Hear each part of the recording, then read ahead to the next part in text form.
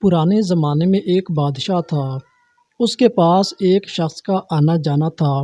جب کبھی وہ بادشاہ کے پاس آتا تو بادشاہ کے بازو ہی میں بیٹھتا اور کہتا کہ اے بادشاہ، اچھے لوگوں کے ساتھ اچھا سلوک کرو، کیونکہ برے لوگوں کے لیے اس کی برائی ہی کافی ہے۔ بادشاہ کے دربار میں ایک دوسرا درباری تھا۔ جب اس نے دیکھا کہ یہ تو بادشاہ کو نصیحت کرتا ہے اور بادشاہ بھی اس کی نصیحت غور سے سنتے ہیں اور اس کی خوب عزت کرتے ہیں، اس طرح تو بادشاہ کی نگاہ میں اس کا مرتبہ مجھ سے بڑھ جائے گا۔ اس لیے اس کو حسد ہونے لگا اور اس نے ایک چال چلی۔ بادشاہ کے پاس آیا اور کہنے لگا کہ جو شخص آپ کے پاس آتا جاتا ہے اور آپ کو نصیحت کرتا رہتا ہے، آپ کو معلوم ہے کہ آپ کے بارے میں اس کا کیا خیال ہے؟ بادشاہ نے کہا نہیں۔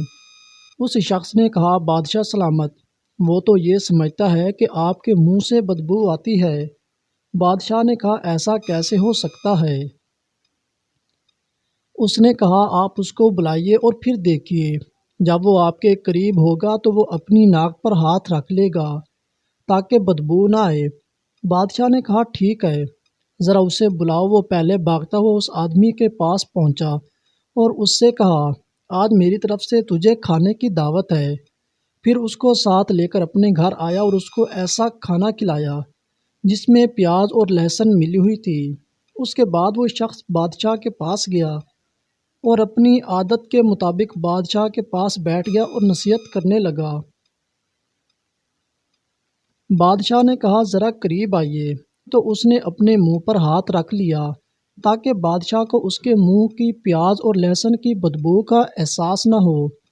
یہ دیکھ کر بادشاہ کو یقین ہو گیا کہ وہ شخص ٹھیک کہہ رہا تھا۔ واقعی یہ شخص یہی سمجھتا ہے کہ میرے منہ سے بدبو آتی ہے۔ بادشاہ کو بڑا غصہ آیا اور اس نے سزا دینے کا ارادہ کر لیا۔ بادشاہ کی عادت تھی کہ انعام کے لیے ہی شاہی حکم لکھ کر دیتا اور سزا کے لیے زبانی حکم کرتا تھا،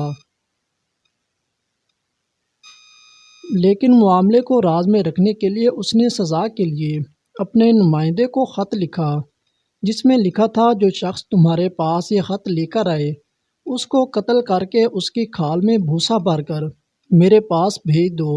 اور پھر وہ خط اس شخص کو دے دیا اور کہا فلاں کو جا کر دے دو۔ راستے میں اس کی ملاقات اس حاسد سے ہو گئی جس نے بادشاہ کے سامنے چال چلی تھی، تو اس نے پوچھا یہ کیسا خط ہے؟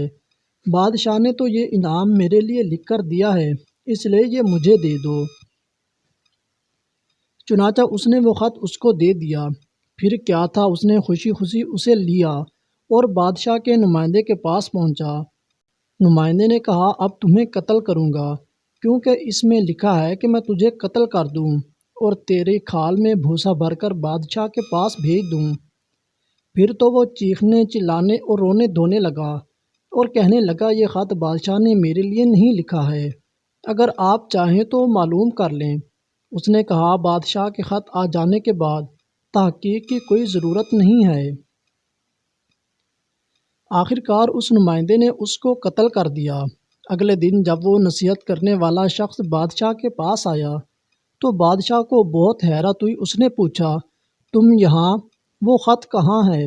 تب اس نے بادشاہ کو ساری کہانی بتائی کہ ایک شخص سے میری ملاقات ہوئی، اس نے مجھ سے وہ خط مانگ لیا کہ دے دو، میں پہنچا دوں گا۔ چنانچہ میں نے وہ خط اسی کو دے دیا۔ پھر بادشاہ نے اس سے پوچھا کہ وہ تیرے بارے میں کہتا تھا کہ تو یہ کہتا ہے کہ بادشاہ کے منہ سے بدبو آتی ہے۔ اس نے کہا نہیں، کس نے کہہ دیا؟ بادشاہ نے کہا جب میں نے اس دن تجھے قریب آنے کے لیے کہا تھا تو تم نے منہ پر ہاتھ کیوں رکھ لیا تھا؟ تو اس نے دعوت اور لہسن و پیاز کھانے والی بات بتا دی۔ بادشاہ سمجھ گیا کہ یہ سچا آدمی ہے، وہی اس کا حاسد تھا اور اپنے انجام کو پہنچ گیا۔ اس لیے یہ صحیح کہا کرتا تھا کہ برے کے لیے اس کی برائی کافی ہے۔ دوستو، یہ ہے حسد کا انجام، اس لیے تم بھی کسی سے حسد مت کرو۔